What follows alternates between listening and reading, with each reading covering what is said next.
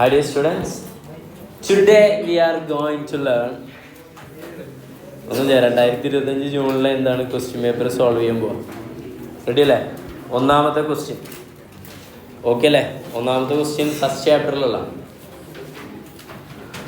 Period of lost relevance എന്ന് പറഞ്ഞാൽ അത് തേർഡ് സ്റ്റേജിലാണ്. ഏത് സ്റ്റേജാണ്? തേർഡ്. അങ്ങനെ പഠിച്ചു വെക്കുക, വേറെ നിവൃത്തിയൊന്നുമില്ല. നമുക്ക് ഒരു ടേബിൾ ഉണ്ട്, ടെക്സ്റ്റിൽ ഞാൻ തന്നിട്ടുണ്ടാവും, മിക്കവാറും ഞാൻ ക്ലാസ്സിൽ എടുത്തിട്ടുണ്ടാവില്ല, ടു ബി ഫ്രാങ്ക്. ഓക്കെ, ഈ സാധനം അതിൻ്റെ ബാക്കിൽ ക്വസ്റ്റ്യൻസ് MCQ ഇങ്ങനെ ഉണ്ട്. അപ്പോൾ അത് ഒന്ന് രണ്ടെണ്ണം എന്ത് ചെയ്യുക, പഠിച്ചു വെക്കുക, അത്രയേ ഉള്ളൂ. വേറെ പ്രത്യേകിച്ചൊന്നും പറയാനില്ല. അതൊരു തിയറിയാണ്. ഓരോ കാലഘട്ടത്തിലും വന്ന എന്താണ് ഓരോ ABC വന്നത്, അങ്ങനെ ട്രഡീഷണൽ ഒരു ടോപ്പിക് നമ്മൾ പഠിച്ചിട്ടുണ്ടോ? ട്രഡീഷണൽ, പിന്നെ അത് മോഡേൺ അപ്രോച്ച് എന്ന് പറഞ്ഞിട്ട് റെലവൻറ്റ് കോസ്റ്റിംഗ്, ടാർഗറ്റ് കോസ്റ്റിംഗ് ഒക്കെ അത് മോഡേൺ ആണ്, മാർജിനിലൊക്കെ എന്താണ് ട്രഡീഷണൽ ആണെന്നൊക്കെ പറഞ്ഞു. യെസ്, അടുത്ത ഏതാണ്? അടുത്ത എനിക്ക് ഈസി ആയിട്ട് കിട്ടുമല്ലോ. കോസ്റ്റ് അലോക്കേഷന് നമുക്കറിയാം. ആദ്യം കോസ്റ്റ് ഡ്രൈവർ റേറ്റ് കാണണം, എന്നിട്ട് അത് എന്ത് ചെയ്യണം? അലോക്കേറ്റ് ചെയ്യണം. വേണ്ടേ? അപ്പോൾ ഇതിലേതാണ് അതിൻ്റെ ഒരു ഇത്? C ആണ്. ഉറപ്പാ? ആക്ടിവിറ്റി വന്ന്, എന്നിട്ട് cost of activity, cost driver, ശരിയാണ് അല്ലേ? എന്നിട്ട് കോസ്റ്റ് അലോക്കേറ്റഡ് ടു ഏതാണ്? Cost object. ഓക്കെ അല്ലേ? അടുത്തേതാ പറയുന്നത്? തേർഡ്. കിട്ടിയില്ല? PV റേഷ്യോ കുഴപ്പമില്ലല്ലോ. എന്താ ഇക്വേഷൻ വരിക? ബ്രേക്ക് ഇവൺ പോയിന്റ് തന്നു അല്ലേ? എത്രയാണ്? 20 ലക്ഷം തന്നു. ഓക്കെ അല്ലേ? അപ്പോൾ break even point is equal to ഏതാ? Fixed cost divided by PV ratio. ഇതിൽ അപ്ലൈ ചെയ്താൽ കിട്ടും 20 ലക്ഷം. എല്ലാം ഇടണം. Okay, is equal to fixed cost എത്രയാണ്? 8 ലക്ഷം divided by PV ratio. PV ratio is equal to എത്രയാണ്? 8 lakh divided by 20 lakh into 100. Okay അല്ലേ? ചെയ്യാത്തൊരു പെട്ടെന്ന് അവിടെ തന്നെ ചെയ്ത് വെച്ചോ, ഞാനൊന്നും സമയമില്ല വേറെ. കിട്ടിയില്ലേ? 40%. അപ്പോൾ ഏതാ ആൻസർ? B ആണ് ആൻസർ അല്ലേ? ഓക്കെ അല്ലേ? Yes. അടുത്തേതാ? The difference in total cost that result from two alternative course of action is called ഏതാ? Differential cost. മനസ്സിലായ? ഇതൊന്നുമില്ല. 1000 യൂണിറ്റ് ഉണ്ടാക്കുമ്പോഴുള്ള കോസ്റ്റ് എത്രയാ? 10 ലക്ഷം രൂപ. 1500 ഉണ്ടാക്കുമ്പോഴുള്ള കോസ്റ്റ് എത്രയാ? 12 ലക്ഷം രൂപ. അപ്പോൾ എത്ര ഡിഫറൻസ് വന്ന്? 2 ലക്ഷം രൂപ. ഇത് എത്ര യൂണിറ്റിനുള്ള ഡിഫറൻഷ്യൽ കോസ്റ്റ് ആണ്? 500 യൂണിറ്റിനുള്ള. മനസ്സിലായില്ലേ? നമ്മൾ ക്വസ്റ്റ്യൻ ചെയ്തിട്ടുണ്ട് മാർജിനൽ കോസ്റ്റിങ്ങിൽ. ഓക്കെ, ഏതിലോ തേർഡ് ചാപ്റ്റർ പുറത്താണ്, ഐ തിങ്ക് ഫോർത്ത് അല്ലേ? ഫോർത്തിൽ. അടുത്ത ഏതാണ്? 5. എന്താ പറയുന്നത്? 5. New product is expect to generate the following profit. High ഉണ്ട്, മീഡിയം ഉണ്ട്, ലോ ഉണ്ട്.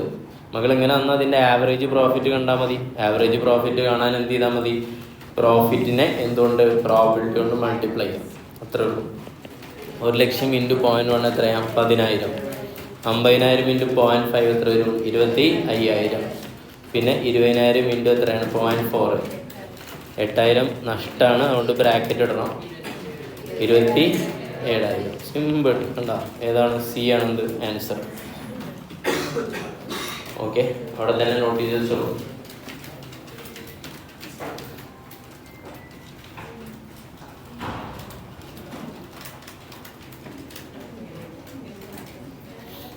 മേയ്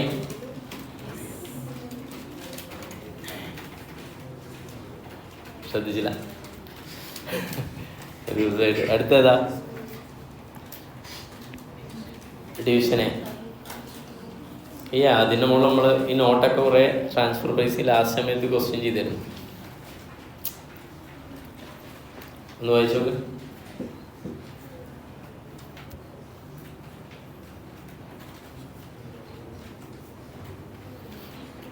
ഡ്യുവൽ പ്രൈസ് എന്ന് പറഞ്ഞ സാധനം ഉണ്ടായിരുന്നു.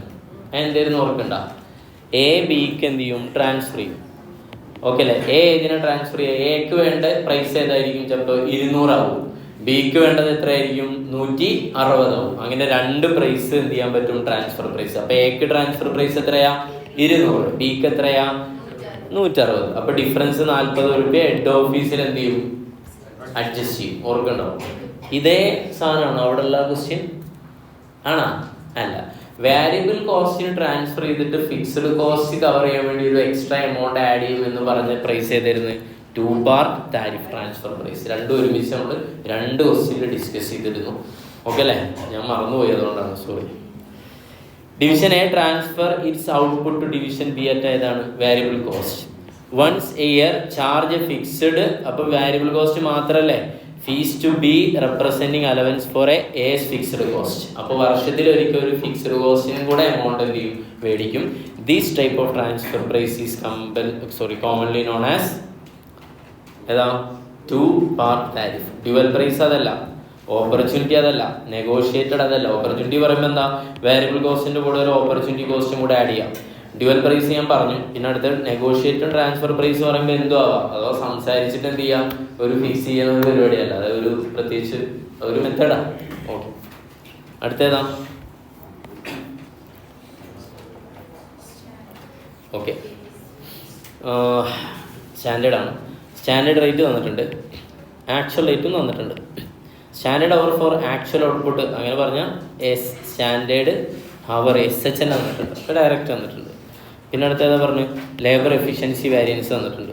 നമുക്കറിയാം labour efficiency variance is equal to ഇക്വേഷനിൽ തരുന്ന എഫിഷ്യൻസി അങ്ങോട്ട് പോകാം 1 - 3. ഗ്രേറ്റ്. 1 എന്താ? Standard hour into standard rate. Okay, no problems. -3 എന്താ? ആക്ച്വൽ അവർ ഇൻറ്റു ഏതാണ്? സ്റ്റാൻഡേർഡ് റേറ്റ് തന്നെ അല്ലേ? ഓക്കെ, ഈസ് ഈക്വൽ ടു എത്ര? ലേബർ എഫിഷ്യൻസി വാരിയൻസ് എത്ര? 1600 അഡ്വൈസ് അല്ല മക്കളെ? ശ്രദ്ധിച്ചോ? ഇങ്ങനത്തെ ക്വസ്റ്റ്യൻ നമ്മളാദ്യം പറയുന്നതാണ്, അതുകൊണ്ട് ഒന്ന് ശ്രദ്ധിച്ചു ചെയ്തു. ഓക്കെ, ഇതാണ് സംഭവം. ഇതിൽ നമുക്ക് 1600 ഇതിൽ ഫിക്സ് ചെയ്യാൻ പറ്റിയ സാധനങ്ങൾ ഏതൊക്കെയാണ്? സ്റ്റാൻഡേർഡ് അവർ അറിയാം, എത്രയാ? 2000 ഇൻറ്റു സ്റ്റാൻഡേർഡ് റേറ്റ് അറിയാം, എത്രയാ? 8. ഓക്കെ അല്ലേ? യെസ്. അപ്പോൾ 1600 ഈസ് ഈക്വൽ ടു 2000 ഇൻറ്റു 8 എത്രയാ?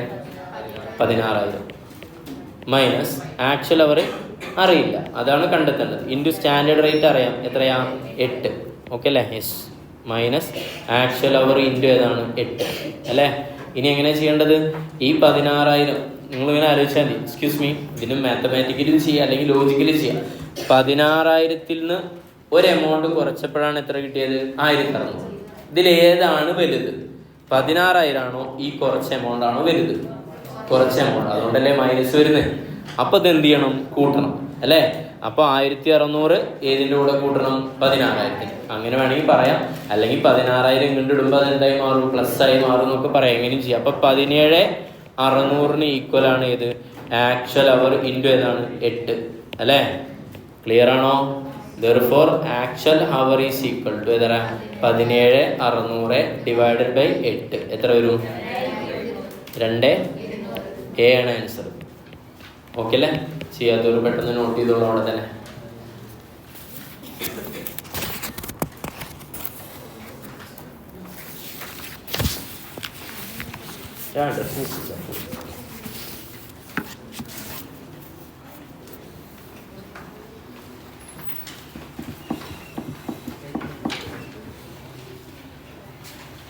നമസ്കാരം. കലാക്കണ്ട, എൻ്റെ പേരിൽ കലാക്കാൻ നിൽക്കേണ്ട വേണ്ട ഒരു പൊക്കോളും. ഇത് വന്നിട്ട് പിന്നെ എന്ത് ചെയ്യാം? ഡിസ്കസ് ചെയ്യാം. ഓക്കെ,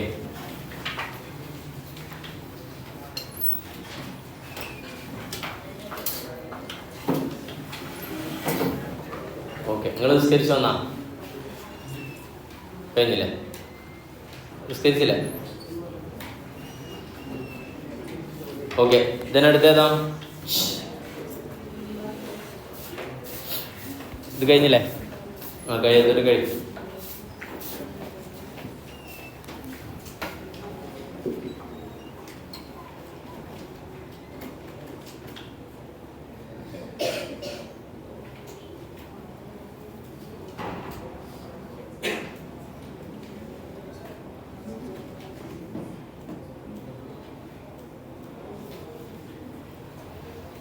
കഴിഞ്ഞ?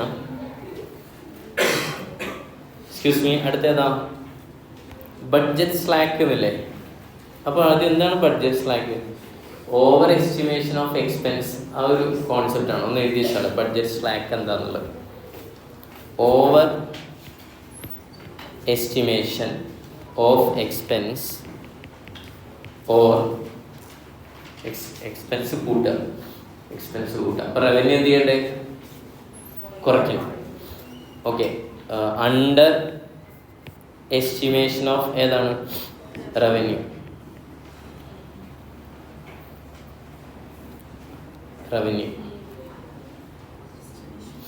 ഓവർ എസ്റ്റിമേഷൻ ഓഫ് എക്സ്പെൻസും അണ്ടർ എസ്റ്റിമേഷൻ ഓഫ് റവന്യൂ, ഇതിന് പറയുന്ന പരിപാടിയാണ് ബഡ്ജറ്റ് സ്ലാക്സ്.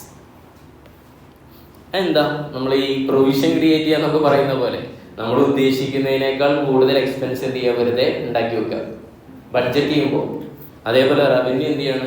പ്രതീക്ഷനേക്കാൾ എന്താണ്? കുറയ്ക്കുക. എന്തിനു വേണ്ടിയിട്ടത്? ബെറ്റർ റിസൾട്ട് വേണ്ടിയിട്ടാണ്. ഇത് മാച്ച് ചെയ്യുന്ന പോയിന്റ് ഏതാണുള്ളത്? നാലാമത്തെ, difference between budget and actual. Budgeted output and break even output.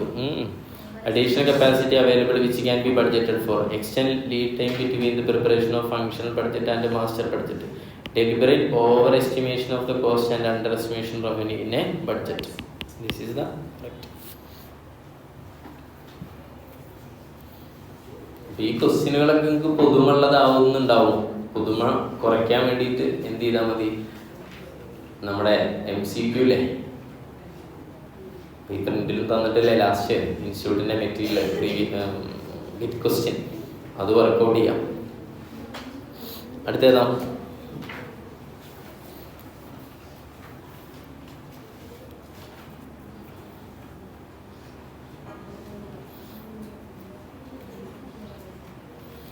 Which is the following characteristic is not associated with the traditional responsibility accounting?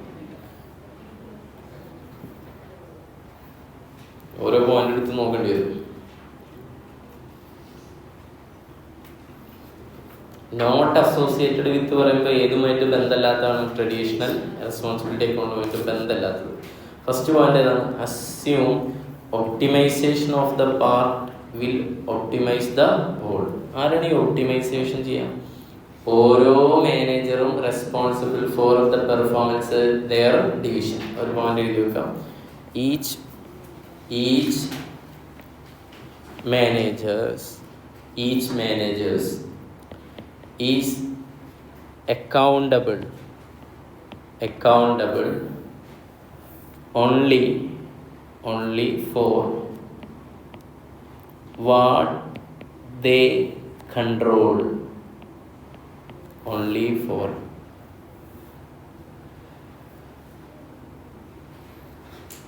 What they control. എന്താ ഉദ്ദേശം? ഓരോ മാനേജറും അവരെന്താണോ control ചെയ്യുന്നത് ആ ഏരിയയിൽ എക്സ്പെർട്ടൈസ് ആയാൽ മതി. അടുത്ത് അസ്യൂം ഇൻഡിപെൻഡൻസ്. ശരിയല്ലേ? ഓരോ മാനേജർ എന്താണ്? Each managers are independent. ആണെങ്കിൽ each managers are independent.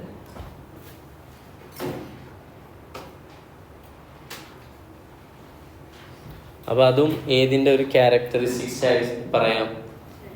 Traditional responsibility അക്കൗണ്ടിങ്ങിൻ്റെ. Place emphasize on the performance of individual. അല്ലേ? എന്താ ഉദ്ദേശം? ഓരോ മാനേജേഴ്സിൻ്റെയും പെർഫോമൻസ് അളക്കാനുള്ള ഒരു പ്ലേസ് അല്ലേ? അല്ലടാ, ROE ഒക്കെ വെച്ചിട്ട് ചെയ്യുന്നല്ലേ? എഴുതാം. Performance can be measured individually. Performance can be measured individually. ഓക്കെ. അപ്പോൾ ഈ പറയുന്നതൊക്കെ ആണെങ്കിൽ സ്വാഭാവികമായിട്ടും അടുത്തത് ഏതാ? നമുക്ക് വലിയ രസമില്ലാത്ത attempt to control the process control ചെയ്യാൻ വേണ്ടി ശ്രമിക്കുക വരുന്നുണ്ട്. പ്രോസസ്സ് പറയുമ്പോൾ അവർ പ്രൊഡ്യൂസ് ചെയ്യുന്ന സാധനങ്ങൾ കൺട്രോൾ ചെയ്യാനും ഒക്കെ ശ്രമിക്കുന്നുള്ളതാണ്. അത് ശ്രമിച്ചേക്കാം ചിലപ്പോൾ ഏത് പോയിന്റിന് വേണ്ടിയിട്ട്. പക്ഷേ it's not a controlling technique അല്ല. അപ്പോൾ മോസ്റ്റ് പ്രോബബ്ലി ഏതായിരിക്കും? D ആയിരിക്കും ആൻസർ എന്ന് അനുമാനിക്കാം. റിട്ടേൺ ഓൺ ക്യാപിറ്റൽ എംപ്ലോയ്ഡ് കാണാനാണ് പറയുന്നത്. Okay, yes.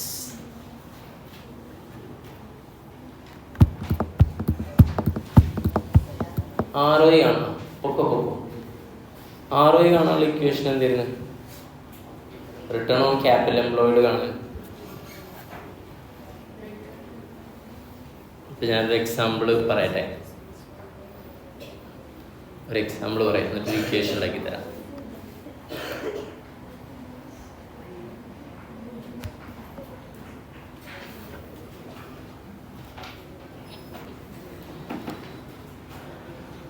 ശ്രദ്ധിക്കണേ. അപ്പം ഇതിൽ ഗ്രോസ് പ്രോഫിറ്റ് ഉണ്ട്, ഓപ്പറേറ്റിംഗ് പ്രോഫിറ്റ് ഉണ്ട്, ഡെപ്റ്റ് ഇക്വിറ്റി ഉണ്ട്, പിന്നെ ഏതുണ്ട്, അസറ്റ് ടേൺ ഓവർ റേഷ്യോ ഉണ്ട്. ഗ്രോസ് പ്രോഫിറ്റ് റേഷ്യോ എന്നുണ്ട് 28. ഒന്നടിക്കുക, 28 into asset turn over ratio 65. 28 into 65 എത്ര വരും? 18.20. ഇതാണ് ആൻസർ. പക്ഷെ നമുക്ക് അതുകൊണ്ട് കംഫർട്ട് ആവില്ല. അപ്പോൾ അതിനൊരു equation RO return on capital employed is equal to operating profit, അല്ലെങ്കിൽ ഇവിടെ ഏതാ gross profit margin. Gross profit അല്ലല്ല, ഗ്രോസ് പ്രോഫിറ്റ് അല്ല, സോറി ഓപ്പറേറ്റിംഗ് വേറെ തന്നിട്ടല്ലോ. ഓപ്പറേറ്റിംഗ് പ്രോഫിറ്റ് മാർജിൻ എത്ര? 28 ഇൻറ്റു ഏതാണ്, അസറ്റ് ടേൺ ഓവർ. ഓക്കെ, എന്നിട്ട് എഴുതി വെച്ചോ. 28% ഇൻറ്റു ഏതാണ്, 65%. എത്ര വരും? നിങ്ങൾ പറഞ്ഞ് 18.20% ആണ്. ബി ആണ് ആൻസർ. ഇനി ലോജിക്ക് എന്താണെന്നുള്ള അടിയിൽ എഴുതുക. Logic yes. നമുക്ക് ഓപ്പറേറ്റിംഗ് പ്രോഫിറ്റ് കാണാനുള്ള ഒരു ഇക്വേഷൻ എടുക്കാം. ഓക്കെ, ഒരു എക്സാമ്പിൾ എഴുതിക്കോ. അടിയിൽ ഒരുമിച്ച് എഴുതി പോയിക്കോ, സമയം എടുക്കണ്ട. ഓപ്പറേറ്റിംഗ് പ്രോഫിറ്റ് ഡിവൈഡഡ് ബൈ ഏതാണ്, സെയിൽസ് അല്ലേ? ഇത് കാണാനുള്ള ഇക്വേഷൻ ലെഫ്റ്റ് റൈറ്റ് ആയിട്ട് എഴുതിക്കോട്ടെ. ലെഫ്റ്റ് റൈറ്റ് ആയിട്ട് എഴുതിക്കോ. Operating profit divide by sales. Operating profit എത്രയാണ്? ഒരു 2 lakh എക്സാമ്പിളാണ്. ഡിവൈഡ് ബൈ സെയിൽസ് എത്രയാണ്? 8 lakh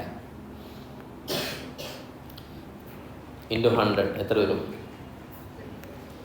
25% അല്ലേ, 25%. അപ്പുറത്ത് വേറെ അസറ്റ് ടേൺ ഓവർ. അപ്പോൾ സെയിൽസ് ഡിവൈഡഡ് ബൈ ഏതാണ്, asset. Sales divide by asset. Sales 8 lakh, asset 10 lakh വിചാരിക്കാം.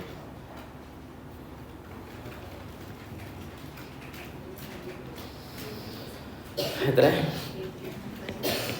80%. ഇതിൻ്റെ ഇതൊന്ന് കണ്ടേ, 25-ൻ്റെ എത്രയാ? 80% കണ്ടോക്ക്. എത്ര വരും? 20%.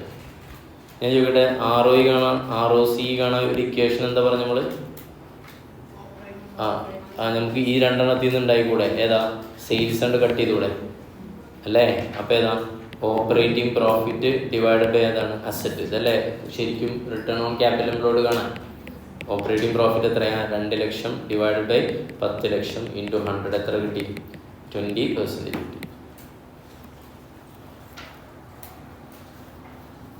ഓക്കെ അല്ലേ? ഇനി ഇതിൽ വേറെ പല റേഷ്യോസും തന്നിട്ടുണ്ട്. വേറെ സാധനം കൂടി നമുക്ക് കാണാമല്ലോ. ഏതാ? ഇക്വിറ്റി മൾട്ടിപ്ലയർ കണ്ട. പക്ഷെ ഇതിൽ തന്നിട്ടുണ്ടാ? ഇല്ല. അതുണ്ടെങ്കിൽ ഇങ്ങനെ ആവും ഇക്വേഷൻ അല്ല. എക്സ്ക്യൂസ് മീ, ഒന്നുകൂടെ പറയട്ടെ. ഇതുവരെ എഴുതിയില്ലേ മക്കളെ? നിങ്ങൾ ROE പഠിച്ചില്ലേ? റിട്ടേൺ ഓൺ ഇക്വിറ്റി പഠിച്ചില്ലേ? എന്തായാലും നമ്മുടെ ഡ്യൂപോണ്ട് അനാലിസിസ് പ്രകാരം പറയും. ആദ്യം net profit margin into asset turn over into equity multiplier, അല്ലെങ്കിൽ ഫിനാൻഷ്യൽ ലിവറേജ്. ഇതന്നെയാണ് ഇവിടെ. ഈ ഇക്വേഷനിൽ ആരില്ല? ഫിനാൻഷ്യൽ ലിവറേജ് ഇല്ല. വേണ്ട, ഫിനാൻഷ്യൽ ലിവറേജ് ഇല്ലെങ്കിൽ കുഴപ്പമില്ല. ഇത് രണ്ടിൻ്റെയും നെറ്റായിരിക്കും എന്തുണ്ടാവുക? റിട്ടേൺ ഓൺ ഇക്വിറ്റി ഉണ്ടാവും. അപ്പോൾ ഇതാണ് ബേസിക് സാധനം. ഇതാണ്, ഇതിൻ്റെ മുകളിലാണ് കളിയുള്ളത്. ഓക്കെ ആണോ? ഇവിടെ അവർ എന്തും കൂടെ തരുന്നു എന്ന് വിചാരിക്കുക. ഫിനാൻഷ്യൽ മറ്റേ ഗിയറിംഗ് ആണ്. അതേതാണ്? ഡെപ്റ്റ് ഡിവൈഡഡ് ബൈ ഏതാണ്? ഇക്വിറ്റി. ഓക്കെ അല്ലേ? നമുക്ക് വേണ്ടത് ഏതാ? Financial leverage. ഇതിൻ്റെ ഇക്വേഷൻ എങ്ങനെ? പ്രോഫിറ്റ് ഡിവൈഡഡ് ബൈ ഏതാണ്? സെയിൽസ് ഇൻറ്റു അടുത്ത ഏതാ? Sales divided by asset. പിന്നെ ഏതാ? അസറ്റ് ഡിവൈഡഡ് ബൈ ഇക്വിറ്റിയാണ്. പക്ഷെ ഇതും തന്നിട്ടുണ്ട്, ഏത് തന്നിട്ടില്ല, ഇത് തന്നിട്ടില്ല. അപ്പോൾ വേണ്ട, അപ്പോൾ ഇതിൽ സെയിൽസ് രണ്ടും കൂടെ കട്ട് ചെയ്താൽ കിട്ടുന്നതായിരിക്കും ഏത് ഇവിടുത്തെ ROE. ഇതില്ലെങ്കിൽ ഇതിൻ്റെ അല്ലേ പ്രോഫിറ്റ് ഡിവൈഡ് ബൈ അസറ്റ് ആയിരിക്കും ഇത് ROE വരിക. അത്രേ ഉള്ളൂ. ഓക്കെ, എഴുതി വെക്കണ്ടല്ലോ. ആണെങ്കിൽ ഡ്യൂപ്പോണ്ടാണ്, ആണെങ്കിൽ ഒന്ന് നോട്ട് ചെയ്ത് വെച്ചാണ്. ഇനി പറയാൻ പറ്റില്ല ഇങ്ങനെ ഒരു കോമ്പിനേഷനിൽ വന്നാലും.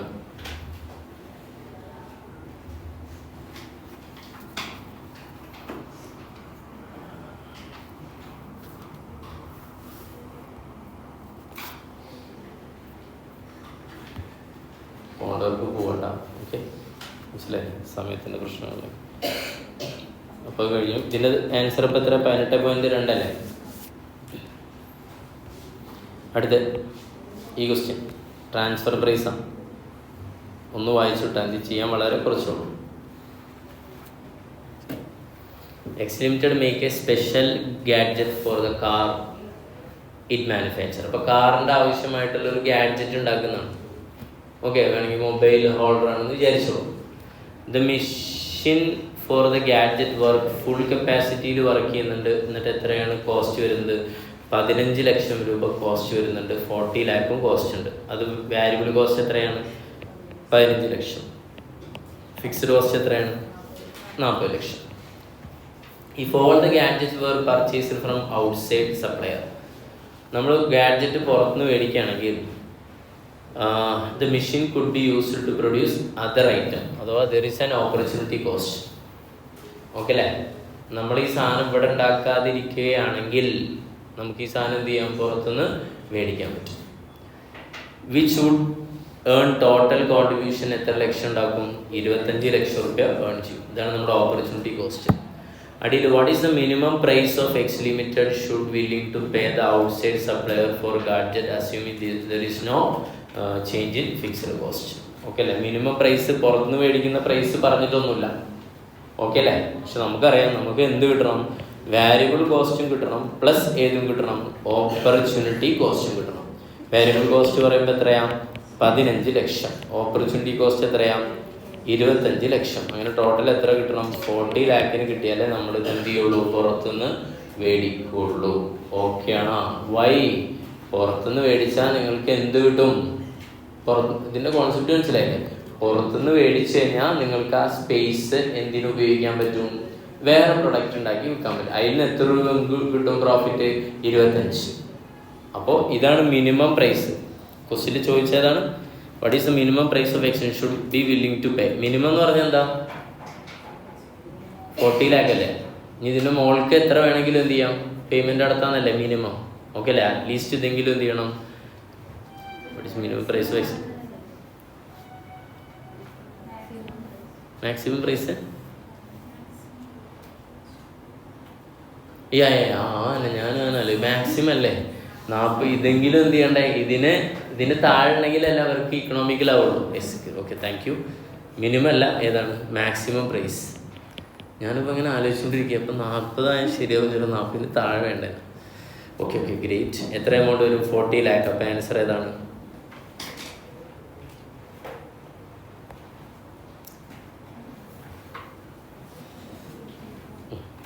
രണ്ട് മൂന്ന് ക്വസ്റ്റ്യനോട് അടുത്തേതാ? ഒന്ന് വായിച്ചു.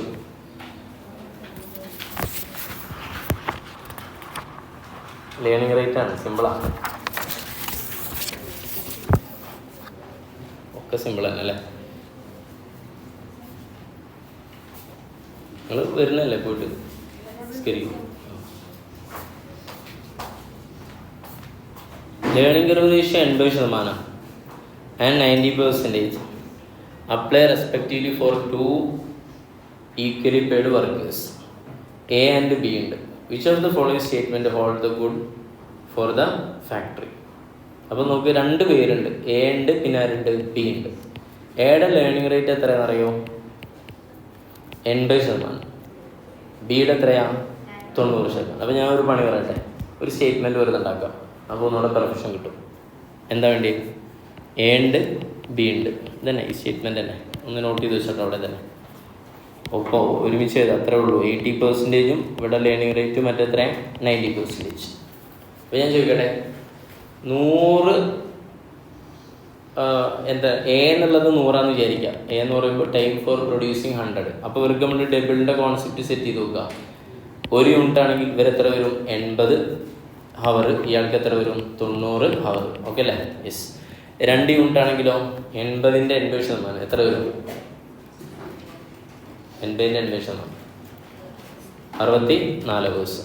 ഓക്കെ. 90ൻ്റെ 80%. 90ൻ്റെ 90%. സോറി, 90ൻ്റെ 90%. 81 ദിവസം.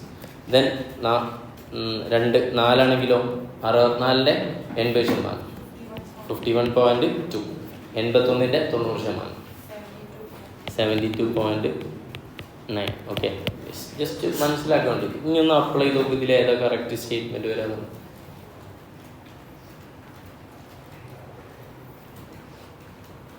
The labor cost of manufacturing 4th product will be more for A. എക്ക് ലേബർ കോസ്റ്റ് 4ാമത്തെ യൂണിറ്റ് ഉണ്ടാക്കുമ്പോൾ കൂടുതലേ പൊട്ടത്തരല്ലേ?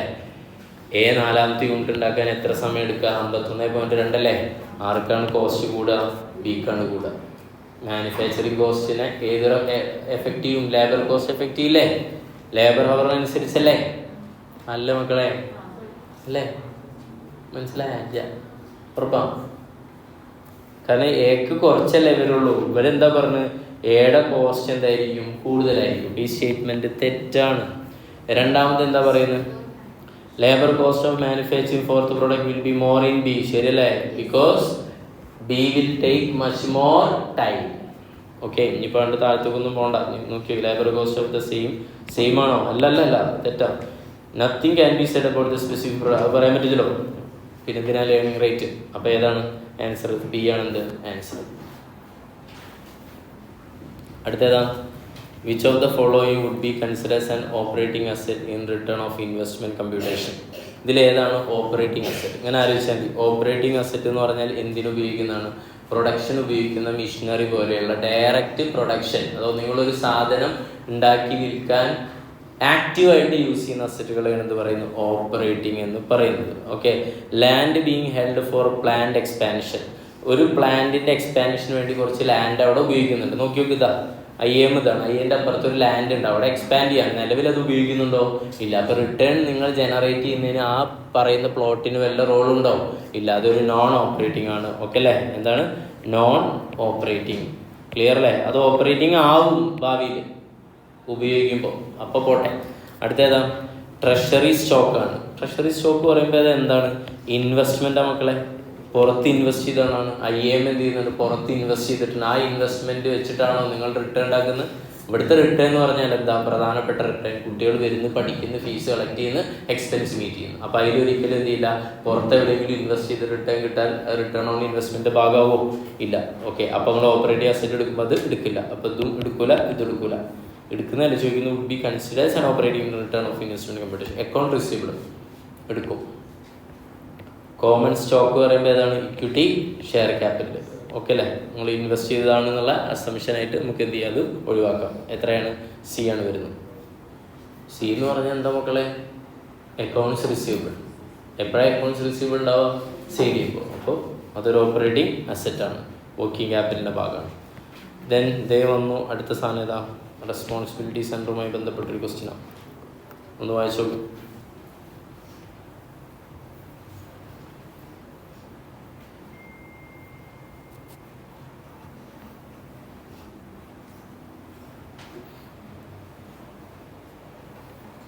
ഇത് സെയിം ക്വസ്റ്റ്യൻ എവിടെ ഉണ്ട്? സ്റ്റഡി മെറ്റീരിയൽ ഉണ്ട്. ഐ തിങ്ക് നമ്മൾ ക്ലാസ്സിൽ ചെയ്തിട്ടുണ്ട് തോന്നുന്നു.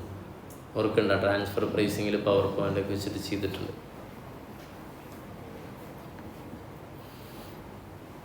ഇതിൽ ഡിപ്പാർട്ട്മെൻറ്റ് എക്സിനെ കൺട്രോൾ ചെയ്യാൻ പറ്റുന്ന കോസ്റ്റുകൾ ഏതാണെന്നൊക്കെയാണ് ചോദ്യം. ഫസ്റ്റ് വൺ ഏതാ? Indirect material. ഓക്കെ അല്ലേ? അപ്പോൾ കാണാൻ പറഞ്ഞുള്ളത് ക്വസ്റ്റ്യനിൽ എന്തായിരുന്നു? Determine the total cost treating the department X as responsibility centre. അങ്ങനെ പറഞ്ഞാൽ നമുക്ക് cost that can be controllable എഴുതി വെച്ചോ.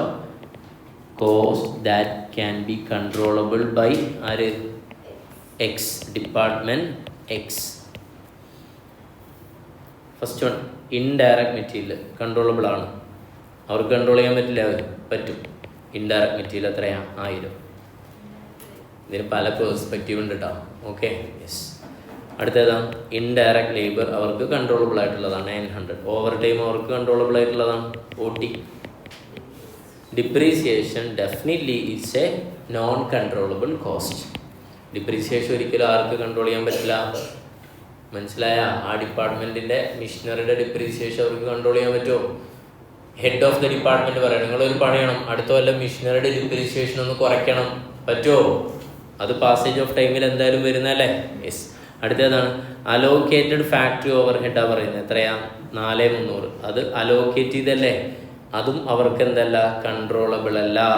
Okay, yes. അടുത്തതാ allocated over head to repair shop. എത്ര എമൗണ്ട്? 1200. ഇത് അവർക്ക് കൺട്രോൾ ചെയ്യാൻ പറ്റും. എങ്ങനെ? റിപ്പയറിൻ്റെ കാര്യത്തിൽ അവർക്കൊന്ന് ശ്രദ്ധിച്ചാൽ പോരെ. 62% repair shop is done by X limited. അപ്പോൾ ഇവരുടെ റിപ്പയർ കുറയ്ക്കുന്ന കാര്യം അവർക്ക് കൺട്രോൾ ചെയ്യാൻ പറ്റില്ലേ? അല്ലേ? കൺട്രോൾ ചെയ്യാൻ കുറയ്ക്കാന്നല്ല ഉദ്ദേശിക്കുന്നത്, അവരുടെ പരിധിയിൽ വരുന്നതാണ്. അവര് ഇപ്പം ഇവിടുത്തെ AC വൃത്തിയിൽ എന്ത് ചെയ്യാണ്, ഈ ഡിപ്പാർട്ട്മെന്റ് AC ക്ലീനിങ് ഒക്കെ കറക്റ്റായി ചെയ്താൽ ഇവിടെ വരുന്ന റിപ്പയർ കുറയ്ക്കാൻ പറ്റില്ലേ? പറ്റില്ലേ? യെസ്. അപ്പോൾ അത് ഇവരുടെ പരിധിയിൽ വരുന്നതാണ് റിപ്പയറിങ്. എത്ര? 1200. അപ്പോൾ നിങ്ങൾക്ക് ഡൗട്ട് ഉണ്ടാവും, 1200ന്റെ 62% എടുത്താൽ മതിയാ? അങ്ങനെ ആർക്കെങ്കിലും അഭിപ്രായം ഉണ്ടാവും? ഈ 62% എന്ത്, അതിന് ഈക്വൽ ആയിട്ടുള്ള എമൗണ്ടാണ് 1200. കണ്ട, 62% of repair is done for the department X എന്നാണ്. ഇത് തന്നുള്ള എന്തല്ല, മൊത്തം റിപ്പയർ ഡിപ്പാർട്ട്മെന്റിന്റെ കോസ്റ്റ് അല്ല, അലോക്കേറ്റഡ് ഓവർ ഹെഡ് എന്നാണ് പറഞ്ഞത്. വിച്ച് മീൻസ് ഇനി അതിൽ വേറെ ഒന്നും ചെയ്യണ്ട. അപ്പോൾ ടോട്ടൽ ഇത് എത്ര വരും?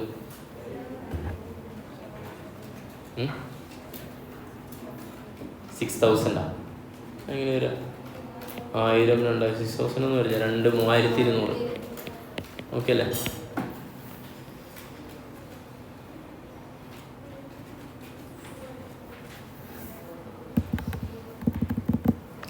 ഈ സാധനം കണ്ടിട്ടാ എന്താ അതിൻ്റെ പേര്? ആൽഫ. ഇത് ഏതിലാ വരിക? Realism. Yes. Okay, realism. Clear അല്ലേ? വേറെ പേരുണ്ട് റിയലിസത്തിന്. ഏതാ? ഹൗറിക്സ് അല്ലേ? എഴുതി വെച്ചാൽ ഓരേതാ? ഹുർവിക്സ്, സോറി. അല്ലെങ്കിൽ മറ്റൊരു പേരുണ്ട്, ഏതാണ്? Weighted average. ഹുർവിക്സ്. ഓക്കെ അല്ലേ? വെയ്റ്റഡ് ഔട്ട്കം കാണാനുള്ള ഇക്വേഷൻ വെറുതെ എഴുതി വെച്ചാലോ? എന്താ? ആൽഫ ഇൻറ്റു ഏതാ? മാക്സിമം. മാക്സിമൈസേഷൻ പ്രോബ്ലം ആണെങ്കിൽ ബ്രാക്കറ്റ്, പിന്നെ ഏതാ? പ്ലസ് 1 മൈനസ് ആൽഫ ഇൻറ്റു ഏതാ? മിനിമം. ഓക്കെ, ക്വസ്റ്റ്യൻ വരുമ്പോൾ നമുക്ക് എന്ത് ചെയ്യാം? ചെയ്ത് പഠിക്കാം.